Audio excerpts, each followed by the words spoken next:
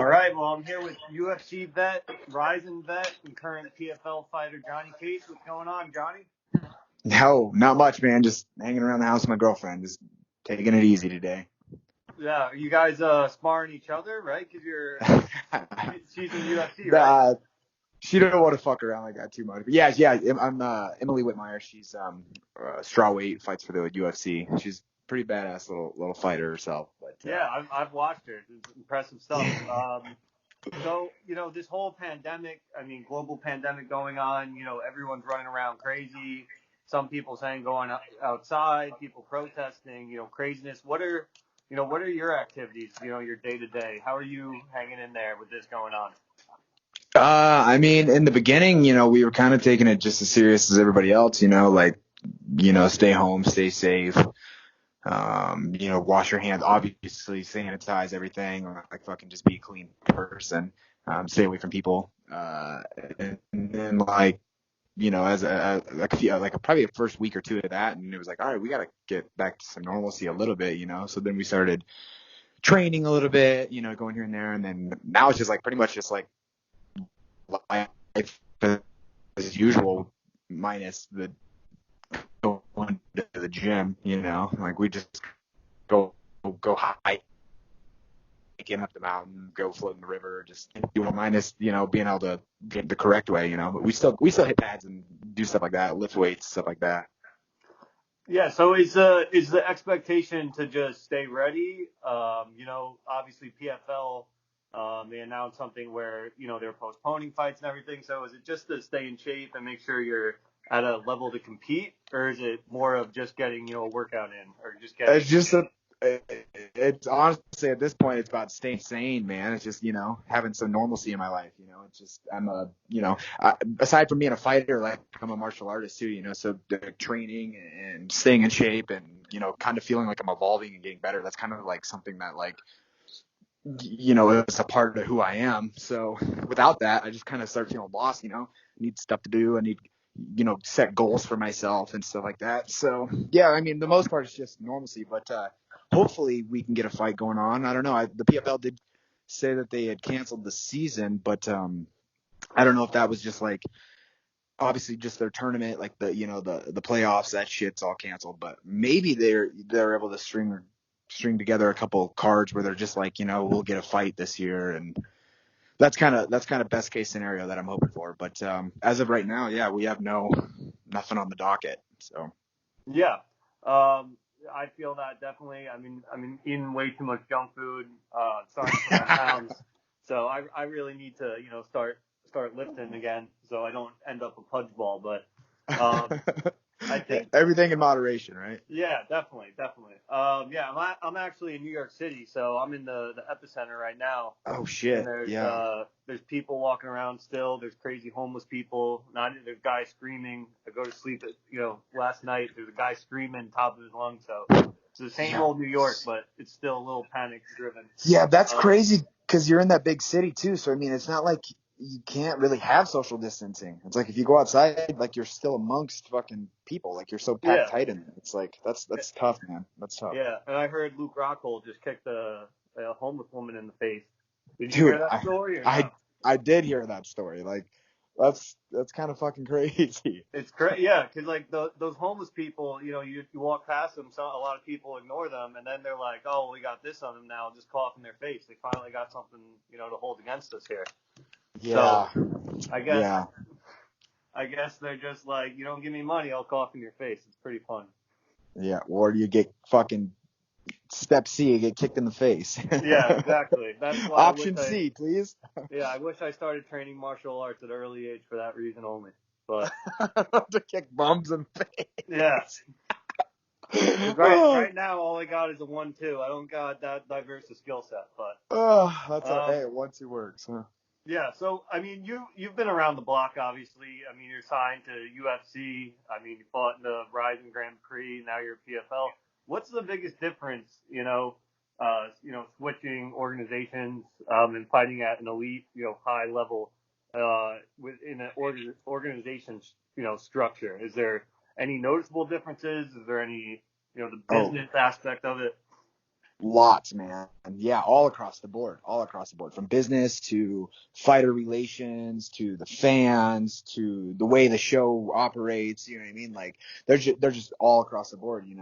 Uh, yeah, I mean, they each have their own pros, they each have their own cons, and I'm just really grateful and I'm very thankful that I've been able to experience that and be able to see the contrast, all around the world of the best promotions that that the sport has to offer.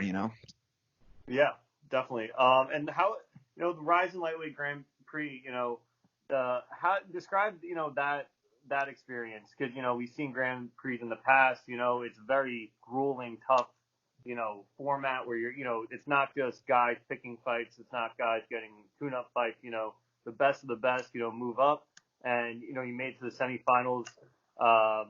Just talk about that experience really, Man, yeah, that was dope, dude. Honestly, Rizin is my favorite promotion to date. You know what I mean? Like all the way from just the way we're treated as fighters by the company, the way we're treated as fighters by the fans.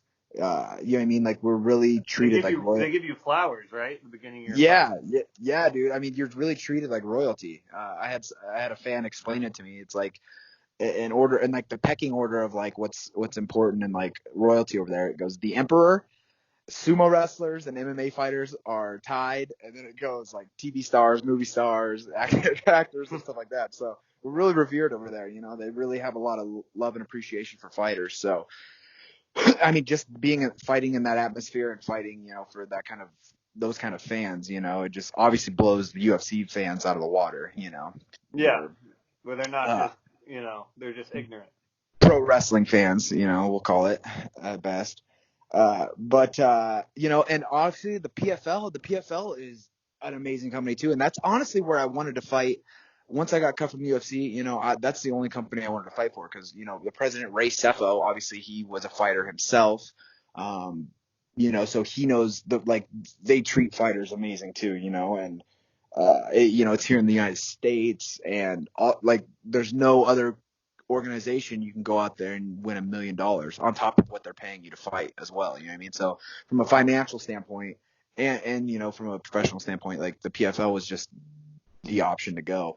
But that's kind of life though. Things work out, unexpectedly at times. And I was able to get signed to Rizin. I took a short notice fight on 2 weeks to come fight at their time. It was, Yusuke Yachi. It was like their up and coming guy. And I took that fight on 2 weeks notice and won that fight. And then they're like, all right, let's keep this kid around a little bit, and I was able to go on like a 4-fight win streak this year with them. And, fighting in that Grand Prix was just something that, a lot of fight. Like I remember when I was looking into the sport, like when I first got into the sport and I was looking back at like all the Pride Grand Prix and man, like, oh, that would have been so awesome to be a part of that. You know what I mean? And, but Pride kind of dissolved and the chances of that ever happening were very slim. And then here it is now, it's Rizin. And, I was able to check off another mark off the bucket list. So it was just awesome. I had a great year and I just couldn't be happier to fight for Rizin.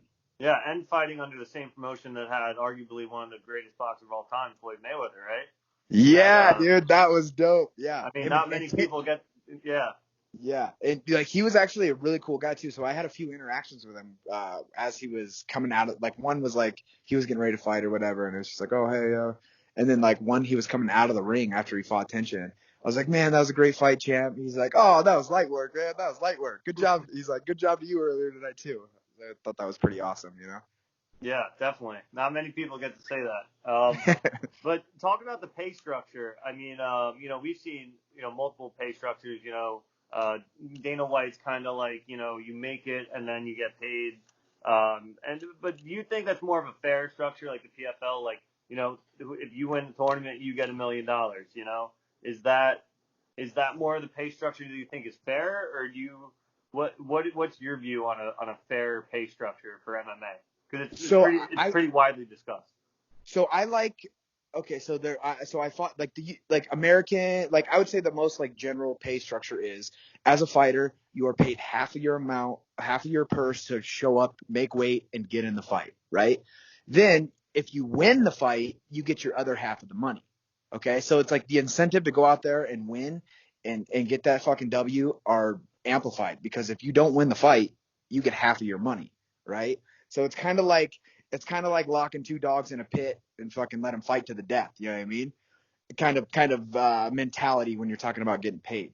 Well, in Japan, in Asia, they're just like, hey man, here's all your fucking money. Your show money, your win money. Here's your money. All you got to do is go out there and perform. And then if you finish the fight, they give you finishing incentives too. So if you can finish the fight, you get paid extra on that. But as far as like being stressed out, like, oh man, if I don't win this, if I don't win this fight, I can't pay my mortgage. They're like, nah, dude, you're a professional. Here's your money. Go fight. Just go put on a show. You know what I mean? And so as a professional, like I kind of, I prefer the latter, honestly, because it's, I mean, for some, like there was times in my career though, where honestly, like that, the UFC pay structure was it was better for me, you know what I mean? Because I wasn't making as much money, and it was like that kill or be killed mentality, you know what I mean? And, so maybe it was, I was able to tap into that mindset and just go out there and kill or be killed, But now I'm a little bit older. I've been there. I've done that. I know how to go out there and I know how to perform. So for me, like now, I think the Rizin way of getting paid is, by far the best way. Yeah, definitely. And I was watching film too. I watched a lot of your fights in preparation for this interview, and one thing I noticed is the skill set, man. I mean, your hands are, quick. I mean, your kicks are quick. And a lot of, a teep kick, a lot of setups, a lot of different variations. Where do you accredit that, your variation in your attacks? A lot of people are kick heavy, like a Cerrone or a Pettis, and some people are boxing heavy. Where did that come from? Your variation in style, or you You know can what? attack from anywhere. I would say like when I first started the sport out in Iowa with the guys I was going with in Iowa, I was more just like a classic kickboxer. I would say even more so like a puncher. I was more like a puncher wrestler, right? Then I started, the first real gym I went to was Alliance MMA in San Diego. And I was able to work with like Dominic Cruz, and you know what I mean? I was able to see the different styles and his take on the game. And that's kind of where I really started to get more fluid and really started to just mix up my attacks and really kind of just change the whole outlook on the sport. You know what I mean? So I would say if anybody would have the most like, credit for my style today, it would definitely be Dominic Cruz. And that's the fighter that I really try to like emulate anyway. You know what I mean? Just so fluid and so just everything has a purpose. Everything is moving at an angle. Everything is to set up a strike or to set up a takedown. And, that's just the kind of way I like to fight. Yeah, and I actually was going to bring that up. Yeah, so you're an ex-member of Alliance MMA. I mean, obviously that's like being at the highest of levels. Watching Dominic Cruz. How do you think that's going to play out Saturday with Cejudo and Cruz? Man, I'm heavily biased. I love them both. I love Dom. I love fucking Cejudo, but I'm gonna go with Dominic just because I think he's great. Yeah.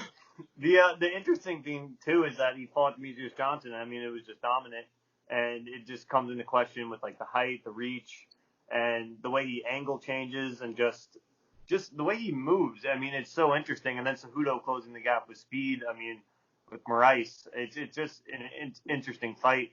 But so you're at Extreme Couture now, right? Correct. So have you been in the gym with Ngannou at all? Have you seen him? Any interactions? Any stories? Yeah, he kind of just does his own thing. I don't know. I saw him at the PI a couple times, but I mean, he kind of just does his own thing. Obviously, I've seen him like in there at sparring day and stuff. Extreme Couture has a lot of heavyweights and stuff, but no, I don't really have any interactions with the guy. Yeah. Any loud thuds like Bigfoot coming? Yeah, no, he's he keeps to himself a lot, to be honest. Like he's not really, like, oh, I'm a big dude. He's pretty just chill, keeps to himself and, does his own thing. Yeah, so that's pretty much everybody at Extreme Couture though. Everybody kind of, there's not really any loud look at me kind of guys there. If they do, they get their ass kicked and they get weeded out real quick. So yeah. And I saw that, so you started wrestling in kindergarten, right? Yeah. Yep. Grew So, up in so you Iowa. wrestled from kindergarten and then all throughout high school. Yep. And then I actually was gonna go wrestle in college. I had a I got like all my I basically went to college for like a week. And I was like, okay, I'm gonna wrestle. And then I was like, no, I'm not going to college. I'm not wrestling. I'm just gonna start fighting. Yeah. But talk about, like, 'cause wrestling we hear all the time, like, you have a head coach. It's very team oriented. It's very strict. It teaches you a lot. Talk to me about your experiences in growing as a person with wrestling, because we hear it a lot. Yeah. I mean, to be honest, I was kind of a wild child. I was kind of a lost kid for a lot of my childhood. Kind of grew up in a broken home system, and wrestling to me was my one and only outlet. You know what I mean? That was me. Like I could just go out there and just do my thing and get a base, essentially beat somebody's ass on the mat and not get in trouble for it. You know what I mean?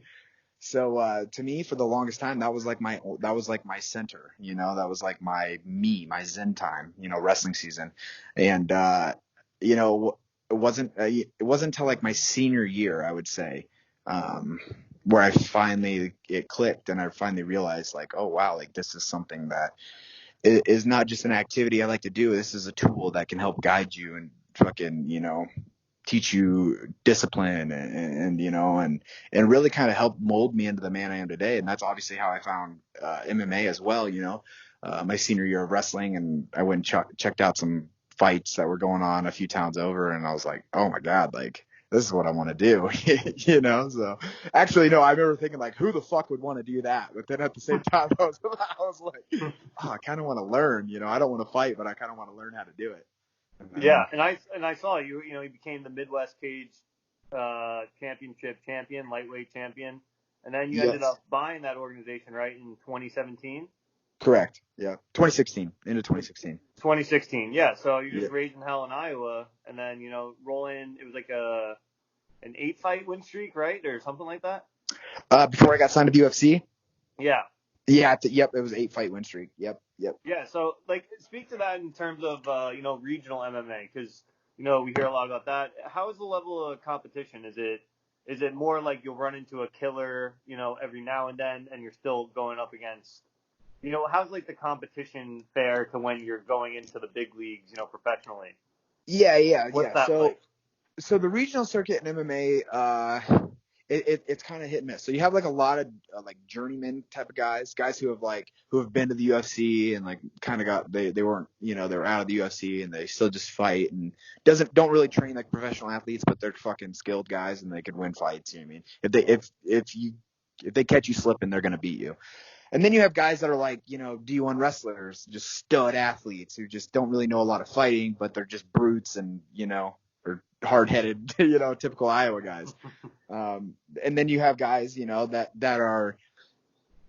have some help, they have some guidance, they have a good manager, they're getting the right fights and that, really have a chance to make it to the UFC and really have a chance to get a go at it, I was just thankful to be able to have smart people around me and help guide me, because I was the kind of kid, I was like, fuck, I'll fight anybody. I don't care who, you know what I mean? I'll go to their hometown and fight them. I don't really care. Yeah.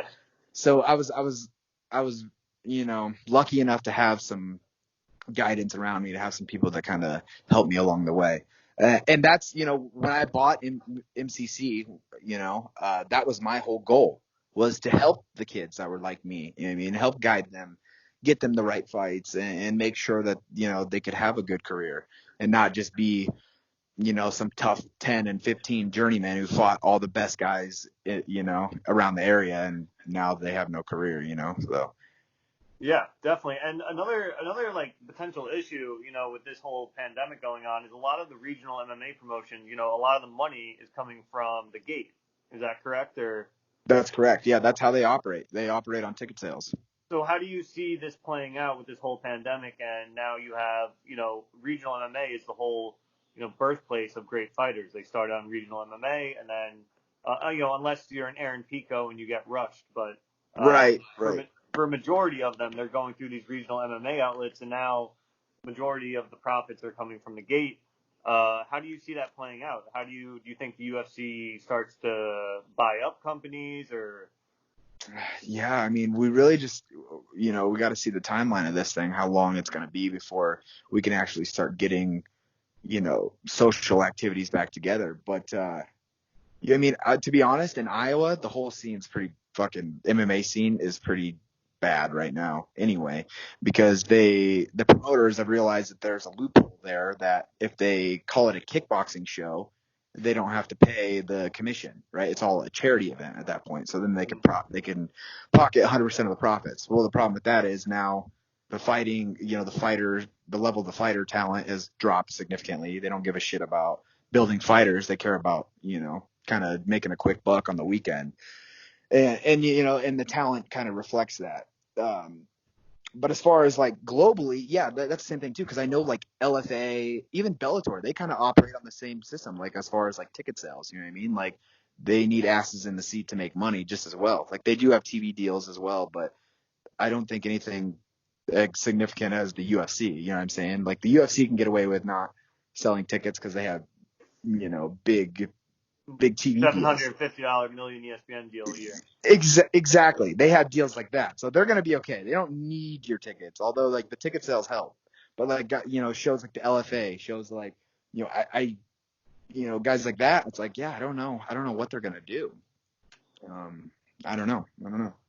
Be Yeah. interesting to see.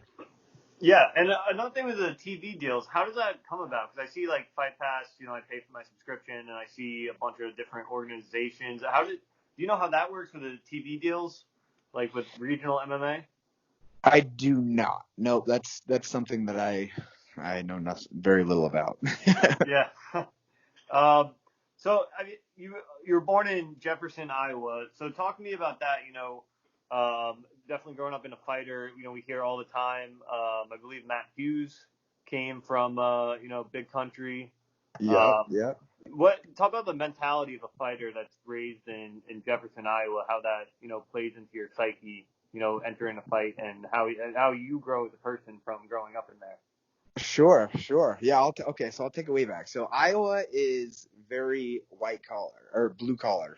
Whatever collar is the working collar. I always get those confused. But it's all basically farming. It's just farming. And there ain't shit to do, right? There's like farms, and then you might have like 30 miles between each town with nothing going on. And in that town there might be a gas station and a Walmart, right? So very very podunk style living, right? Back timing style. So wrestling was king when I was growing up. You know what I mean? It's like that was my life. On the weekends we'd go wrestle. We'd go train. If not, I was out shooting my BB guns and doing stuff like that. Then we get and then you fast forward it to now I'm a little older. Now I'm like into girls. And now and that's became kind of the culture. It's like you're either trying to hook up or you're trying to get in a fight. You know what I mean? Because and there's always drinking. You're always getting drunk because there isn't really shit else to do, right? Yeah. And then that's kind of when okay, now you got these two paths. Do I just keep being a drunk and fucking pissing my life away, or do I try to like guide something that I really enjoy doing? And I really enjoyed competing. I really enjoyed fighting. I really just enjoyed testing myself and testing myself in a one-on-one situation. So that's when I got into fighting, got into boxing and doing jiu-jitsu. And and when I first started fighting, it was actually, so this is kind of funny. I actually started fighting because I was 18, and they had a lot of fights at the bar. So if I was and I could fight when I was 18, but I couldn't get in the bar because I wasn't 21. But I found the loophole. If I signed up and I fought, they'd let me stay in the bar afterwards. And I could get drunk with my friends. So that's actually like how I had like my first like 3 or 4 fights. I was like, oh man, I'm just gonna fight, and then I get to hang out with my friends at the bar. Are they gonna kick me out? How old were these guys in the bar? How old were these guys you were fighting? Oh fuck! The first guy I fought, he was probably 35. I mean, I was like 150 pounds soaking wet, just some little kid out of high school. And the first guy I fought was like 190 pounds. Like he was a grown man, been pouring concrete all day, like just some, This is like a bar fighting veteran. You're just taking out guys left and right. Yeah, exactly. Just me on a high school wrestling pedigree and just fucking knocking these guys out. And that's the thing too. So I wasn't even a striker at that point. I was just a wrestler. And my first 2 fights were knockouts. I'd just go out there and just throw a big right hand and they'd fall to the ground. I remember thinking, I was like, oh, these guys suck. And it wasn't Yeah. until I started training with good fighters, like, no, you actually just got you got a good hard punch. You got a natural punch. So. Yeah, and talking about that, like, going from wrestling and then, you wrestled, growing up, and then you add striking to that mix, and then how do you, like, when you're in a fight now and you have all these different strengths, you have wrestling, you have, jiu-jitsu, and you have Muay Thai and the clinch and all these different aspects of MMA, and you blend them into one. How do you know which strengths to lean on in the fight? How do you know, should I be shooting for a takedown? Is it more of a game plan thing in terms of the fighter? So generally speaking, that is all done before the fight and your game planning. So you see like how a guy fight. Like obviously you always want to play to your strengths, right? You always want to fucking fight the way that you fight, but you also want to keep in mind what they're good at, right? So if like and that goes into game planning before the fight even starts. So if I know that I'm fighting a really slick jiu-jitsu guy who's really good with submissions on the ground, someone who catches a lot of chokes and stuff like that, then, if the opportunity comes and we're striking on the feet and the opportunity comes for the takedown, I might be like, nah, I'm better off on my feet. You know what I mean? So it just comes into tactics and what their strengths are. But I'm always looking to fight the way that I fight. I'm always looking to impose my strengths. And I don't really try to fight, like, oh, this guy's so good at this, I'm going to completely avoid that. Like, I don't think that that's a smart tactic either. I just think it's best to fight the way you fight, know what your opponent's good at, and just try to avoid what they're good at. And that's it. Pretty simple. Yeah, because we've seen guys in the past, like, Cowboy, for instance. He said, there's interviewers asking him, so have you watched film on, this guy, this guy, this guy? In the past, he's just been like, no, I just get in there, I do my thing, I just impose my game. And that's, it's interesting because, then you see a guy like John Jones who's just watching film obsessively, tweeting out at, like, Anthony Smith.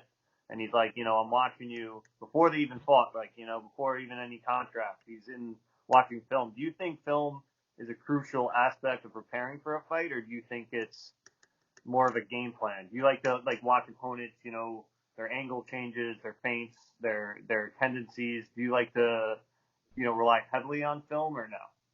So see, I used to be like Cowboy. I'd be like, fuck, I don't give a shit what he does. I'm gonna worry about me. I'm gonna show up and I'm gonna fight. So I wouldn't even watch game film.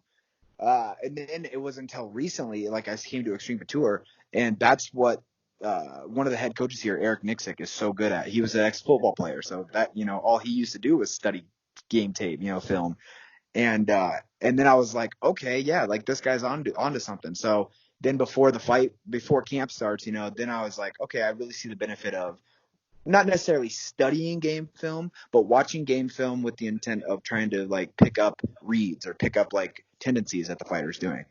What are their strengths? What are they good at? What weapons do they really try to use the most? You know what I mean? And, once I do that, once I get through that, then I'm like, all right, I don't even watch film again. Um, but I think it's really important to have a coach that does that. Have like your main coach, like who studies film, and then like, oh, I was watching film again last night, and I saw this that we missed before. You know what I mean? So as long as like you have a coach that's like kind of guiding you there, I think that would probably be best case scenario. But as far as me, I don't like to overanalyze my opponent. If you Yeah. do that, like you tend to do one of two things. You're like, this guy sucks, I'm gonna whoop his ass, or it's like, oh man, this guy's really good. He's got a lot of tools. You know what I mean? So it's just like I don't try to overcomplicate the situation. Obviously, I know I'm fighting. I should be fighting the best guys in the world, some of the best guys in the world. I know they're dangerous. I don't go in there and thinking like, oh, I'm just gonna fuck this guy up. But I also don't go in there and think like, oh God, he's so good here, I don't know how to win. I try to just be like, okay, this is what he does. How do I fight? How do I beat him? What does Johnny do? How does Johnny fight? What does Johnny need to do to get rid of these threats? Yeah, and I think one thing I've noticed too, watching all your fights, and I've seen your fights too as a fan, but just going back and watching them, the distance management that you have is like perfect. You're in and out. You're not. You know when to pick your shots. You know when to set up punches and kicks. How important is that in MMA? Because these are 4-ounce gloves. I mean, a guy can crack you at any second. How important is distance management in your eyes? Yes, dude, that is the sport of MMA, is range, and understanding what range you're in and knowing when the range is going to change and how the range is going to change. And that's that is MMA. And that's what Dominic Cruz is so fucking amazing at.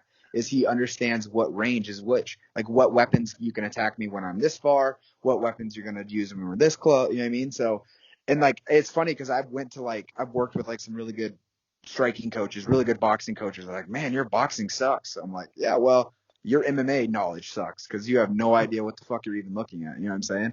It's like, yo, yeah, you want to spar? Like, okay, I'll go out there and I'll spar your boxer. But guess what? I'm not going to be boxing him, and I'm not going to be standing in boxing range the whole time. You know what I mean? So it's like, that's something that the greats of MMA, the great coaches of MMA, the great fighters of MMA, they understand. Like range in MMA is everything, and it's so much faster, and the range is always changing. You know what I mean? Like, that's what and the guys who can understand that and can see that and know how to use that range are going to be most successful.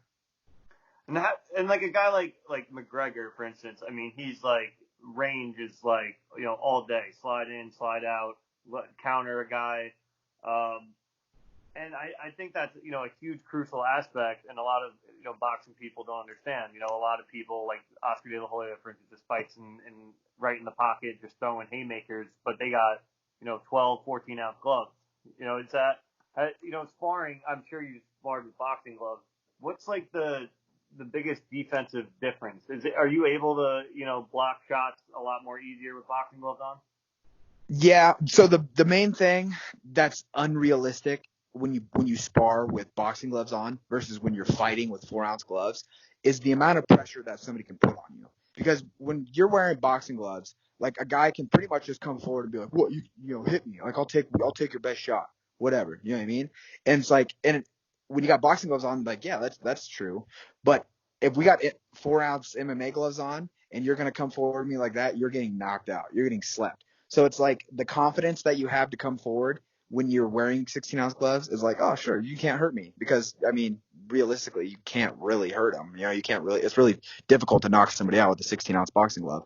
I mean, it can be done, but, it's much easier to knock somebody out with a 4-ounce glove on. So I said that's the biggest difference when you're sparring is just the amount of like pressure coming forward. You know what I mean? So like we actually have this guy in the gym and it took me like 4 or 5 just gym wars with this guy before I realized what the hell he was even doing. But this guy, just some tough ass old fucking Hawaiian dude, like would come in on sparring days only, big glove sparring, by the way, not MMA sparring. He wouldn't come in and start wrestling and kickboxing with us. It was only big glove sparring, and he would just come forward. And I got to the point where I'd get so pissed off, I would just hit this fucker as hard as I can, like, dude, you're not even being realistic. Like, if this was a fight, like, you would not be coming forward like that. But this guy knew that, like, he would do it. He was such a blockhead, like, he would just make a war with it. You know what I mean? And then finally I got to the point I'm like, I ain't fucking sparring you, dude. All you want to do is get in fights in the gym. So then I was onto it. But yeah, I mean, that's a real thing. It's just, when you got big gloves, it's like, you know that the chance of you getting hit clean are a lot slimmer. Yeah, and I mean, even like the McGregor Mayweather fight, I thought if they had 4-ounce gloves, I mean, Yeah. wouldn't that change the landscape of all the tactics and everything that Mayweather uses? Everything, your defense, everything. You know what I mean? Even think about this, like even like just the boxing, but now like McGregor can throw a leg kick, like bro, that like Mayweather's whole stance, everything he fights is completely disabled just by the simple fact he can kick his leg. You know what I Yeah. mean? It's like so Well, like what about boxing rules though? Just strict MMA gloves. oh boxing, yeah. I mean even then, yeah, absolutely. I mean McGregor hurt him actually with boxing gloves on too. You know what I mean? So yeah, I mean it's just like you don't when you go from boxing gloves to MMA gloves, you cannot make any more mistakes. So it's like boxing, it's like, okay, you can make a mistake, like, oh shit, all right, he caught me there clean.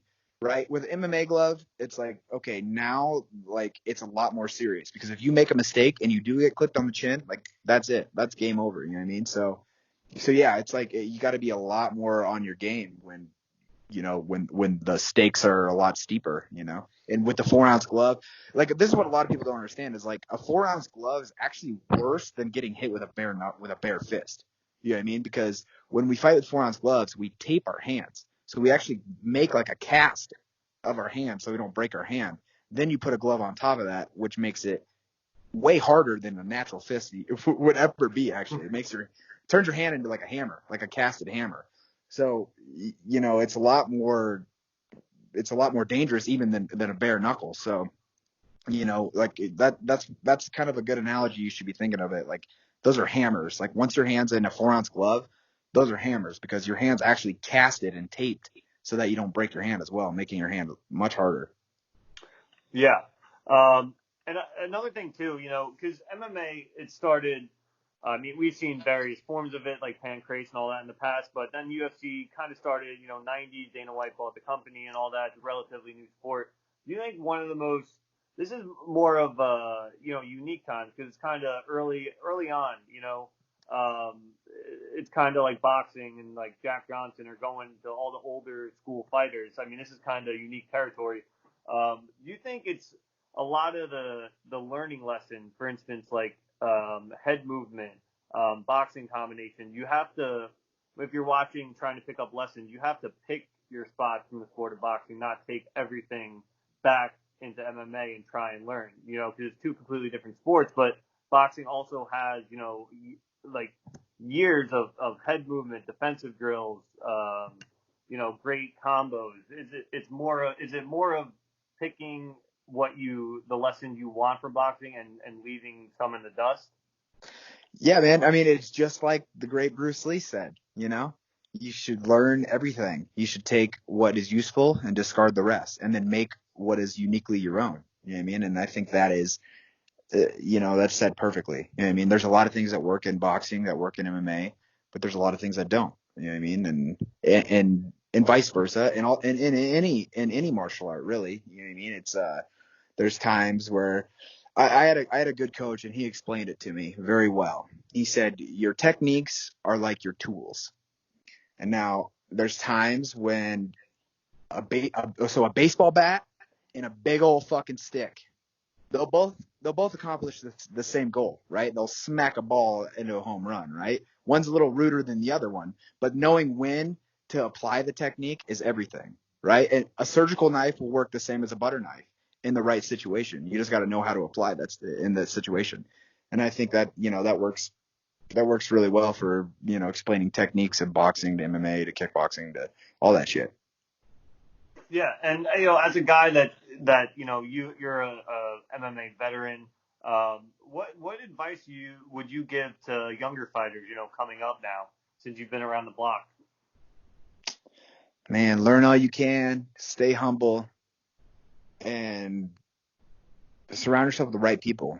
This sport has got a lot of, it's got a lot of good people in it, but it's got its share of snakes. So, you just got to know, you just got to use your heart and go where, you feel like people have your best interest and just fucking train, man. There's no easy pill. Just get up every day, even with days when you're getting your ass kicked, even days when you don't feel like it. Like those are the days that count the most. You know what I mean? Yeah, and a mental aspect of fighters is, you see it in the movies all the time. Now with the PFL, I mean, what's your mindset? There's hype around certain fighters in the PFL. Are you just, looking to just take everyone out? What's your mindset heading into your new partnership with PFL? My mindset's just like it's always been, man. Just worry about me, focus on me. PFL is just the platform. You know what I mean? Like and that's it. And that's it. I had a draw with the back-to-back champion, Natan Schulte. So he was 18 and 19 PFL champion. And having a draw with him, I feel like that kind of shows everybody where I'm at with my talent. And so I feel like I don't have anything to prove. I don't feel like I have anything to prove to myself. Like I just go out there and do what I love to do. And the rest will take care of itself. Yeah, and switching promotions, in terms of like building a fan base, do you see like now you're fighting Rizin, now you're back over in the States, and I'm pretty sure they're still broadcasting it on NBC. Is that correct? ESPN. Oh, ESPN, right. Yeah, PFL. Yeah. So is there a difference in like you have people commenting in Japanese, and now it goes to now you're gonna build more of an American fan base? Do you see any differences in fighting promotion to promotion? Oh yeah, dude. So Japan, nothing beats Japan. So Japan, I felt like a pop star over there, man. Like all the fans were like gushing after you. Like everybody wants your autograph. Everybody gives you gifts. Like, dude, like there's no fans like Japanese fans. And you know what I mean? So like coming back into the States, and I don't really like expect to have like a big overflow of fan support now. It's like I feel like it, you know, if they followed me from the UFC, they'll probably still follow me now, but I don't feel like there's going to be like an influx of American fans coming and be like, oh, this PFL guy, he's, you know. Whereas like in Japan, it was like, man, it was like you would have thought I was fucking, you know, Justin Bieber or something showing up. Yeah. And I think that's a a common mistake that a lot of UFC fans. I mean, been to around 8 events. Been to GSP Bisping. I saw McGregor win 2 belts. But one of the things I noticed is just a lot of fans are ignorant. I went to International Fight Week. It was a kind of vacation, and then also because I wanted to watch the UFC. It was like me and my girlfriend went, and there's like a fan in front of us with like Joan Santos. He's like, that fight was whack, you know, and it's kind of like they don't appreciate like the art form, that or like how hard it is. They don't understand. Am I right? Do you Dude, feel that way? you're right. Well, dude, Americans are fucking so arrogant. Like, they'll be like, "Oh, that guy's a bitch, man. I could have got in there and fucking beat that guy's ass." It's like, dude, you're just so ignorant to the fucking fact. Like, you've never been in a fight, period. And like, these guys are the best in the world. Like, they don't like. That's the concept that they fucking don't grasp. It's like, oh, these guys are just like they think it's just like it's like their buddies that they fucking work with all week that just hop in the ring and go at it. You know what I mean? It's like they don't understand like yeah, they're just ignorant. They're just very ignorant, I would say. You know what I mean? Like, whereas like, and maybe that's the thing too. It's the culture. Because in Japan, you know, from a young age, they all have to do like, you know, they do their martial arts. You know what I mean? It's like part of their structure. You know what I mean? So like, they understand like how fucking hard fighting is. You know what I mean? They really get it. It's like, oh wow. So for them to like just be able to see guys go out there and put it on the line, it's like that's fucking really impressive. Whereas here in America, it's like you grow up watching like action movies and watching fucking pro wrestling, and it's like, Yeah, oh, I'm the shit. They think John Wick's just gonna come in the cage and just start doing crazy shit. Yeah, and it's like it's almost like normal to them, or they just expect like, oh, I could do that. Yeah, if I was in that situation, I could do that. It's like, dude, you're just so fucking ignorant to the fact, like, you know what I mean? Like, that's what a lot of it is. I think honestly, is just ignorance and just like we're such a free country, and like, you know, we're like, oh, we're the fucking best. Like, you know, I could fucking do this, I could do whatever. You know what I mean? It's just like just that kind of mentality that Americans have, I think, unfortunately, but. You know, not all, like, there's a lot of really good fans and there's a lot of people who understand the martial arts and, you know, but unfortunately there's a lot of them that just would rather get shit faced drunk and tell everybody how bad they suck. Yeah. Yeah, and like even like when I'm watching like the post fight interviews with Dana White and all that, and like even with Tyron Woodley, like his entire title reign, he was just talking shit about Woodley, and just Yeah, talking dude. smack. Isn't And that fucked up? yeah, and Oh, then it's kind of like you're encouraging these dumbasses to just keep talking shit about fighters, regardless yeah. that they're training at the most highest of levels, sacrificing their bodies, training every day almost out of a week. Some take breaks, some don't. Some train 7 days a week, but I mean, I think that's another consequence of and the reasons of why fans look at the president and they're like, the president's talking shit. I think that's another aspect of why American fans are a lot more ignorant. Yeah, Um, I think you're right. I think you're right. And then we'll look how the UFC operates too. It's not about winning fight. Like a lot of people are like, oh yeah, it's about who's the best fighter. It is not about who's the fucking best fighter. I mean, yeah, you got to win fights to get start to get. You have to win fights. There's no way around that. But look, there was guys like what Colby and what was he like on an 8 fight, 9 fight? Leon Edwards, guy like you know what I mean? Like guys, James Vick was another one. You know what I mean? Like they're fucking like 7-0 in the UFC and not getting us nut. It's all crickets. You know what I mean? It's like yeah, UFC is a popularity contest. You know what I mean? It's Conor McGregor, it's Ronda Rousey, it's John Jones. That's what the UFC is about. And I mean, when you're marketing that kind of, you know, fucking like that's the demographic you're gonna get. It's people who are watching fucking, you know, the Kardashians. People are, you know what I mean? Shit like that, where they're like, you know, they're into super materialistic fucking unimportant shit. You know what I mean?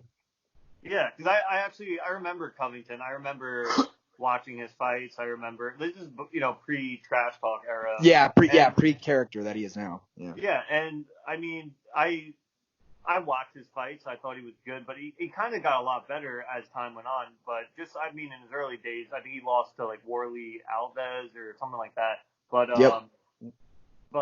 yeah, it's just like I knew him because I'm a hardcore. I watched like start to finish. I watched the prelims. I watched everything. My friends, they're also hardcores, but they're kind of like on the main card or ESPN prelims. They'll watch. They won't watch every single thing. And I was like, yeah, I know this guy Covington. And it was just weird because out of nowhere, he just, and I followed his Twitter too, I think, and then out of nowhere, he started talking shit, and then it was just a snowball effect. 1 year passed, and he got some momentum, he got some traction, some attention for what he's saying, and then he kept winning. I mean, how, as a fighter, did you ever think of going that route of just trash talking, of from a business perspective, or is that too the attention too much, No, the dude, pressure? because it's just not the pressure. It's just so fucking fake to me. To me, it's like I shouldn't have to slut myself out and be something that I'm not in order just to get fucking like that's not what I'm about, dude. Like, yeah, I mean, I feel like I'm a pretty cool guy. I got a personality. Like, I can, I'm good looking. I fight well. Like, I feel like that markets itself, and I feel like it's not my fucking job to be like, oh, I got to do this. I got to slut myself out to this. It's like that's what the promotion is for, right? They're the marketing, like they have all the marketing power in the world. The UFC does. It's like you would think they would be like, oh, wow, this fighter could be something. Let's invest in him. Let's fucking build him up. We'll put our marketing machine behind him and fucking make a star out of him. And then, wow, this star is making the UFC so much money. You know what I mean? Like, to me, it's from a business standpoint, it's so simple to think. You know what I mean? But the UFC is like, oh, pimp yourself out. If you can make something of yourself, then we'll kind of leech on. You know what I mean? It's like I just the whole plan of the whole business, the whole marketing plan is just flawed to me. You know what I mean? Like, look, like one thing pro wrestling does actually that does really well. It's like that's what the pro wrestling world does. They're like, oh, this guy, he's the best, he's the greatest, he's this and that, and then the fans buy into that. They're like, oh wow, this is John Cena guy, he's real great. It's like, you know what I mean? It's like that's what they do. Like that's what I feel like that's what the promotion should do. Is be like, why would the promotion be like, oh yeah, this guy, he's all right. You know what I mean? He's whatever. It's like, no, if they're under your banner fighting for you, you should be like, this guy's the fucking shit. He's the best. You know what I mean? He's the shit. Like, he's awesome. And for this guy to come in here and beat him, like that makes this guy even more impressive. You know what I mean? Like, I feel like that's something that the UFC should do more of. You know what I mean? Yeah, I mean, you look at, say, Joanna Jędrzejczyk. He didn't get all. I mean, she got some push, but that was because she's fighting in co-main events, when she had the title and all that. Yeah, And, exactly. and she really didn't get that much of a push. I mean, you could have been running commercials of most dominant strawweight when she was murking women, pre-Rose, Fuck, yeah. Wiley Zane. And there's Cookie no Monster, marketing what she push. did, yeah.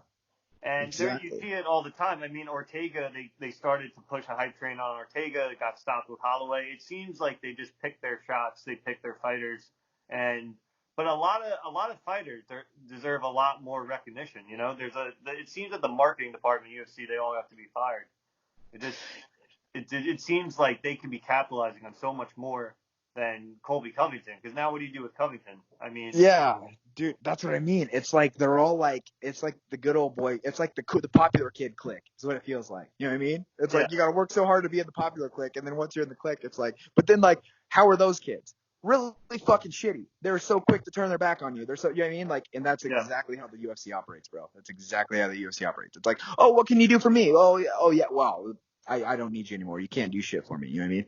And that's it's really unfortunate. It's really sad, but just kind of the fucking way it operates. Yeah, I mean, even Rousey Nunez, they had Rousey on probably 39 seconds out of a 40-second commercial, and you think of the star power that she could have gained from that Nunez, but she's not in anything. They're not advertising her, they're not pushing her, they're not promoting her. It was all Rousey, and then Nunez wins, and everyone's like, we don't know her story, we don't know anything about her.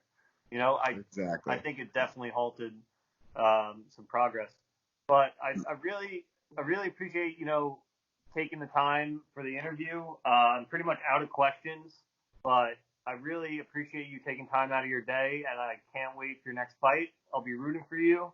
And that's it. Thanks so much. Hell yeah. No, I really appreciate it too, Trevor. This was fun. We should definitely do it again. Yeah, definitely do it again. Hell All yeah. right, All guys. right. You have a good one, brother. You too, man. Bye-bye.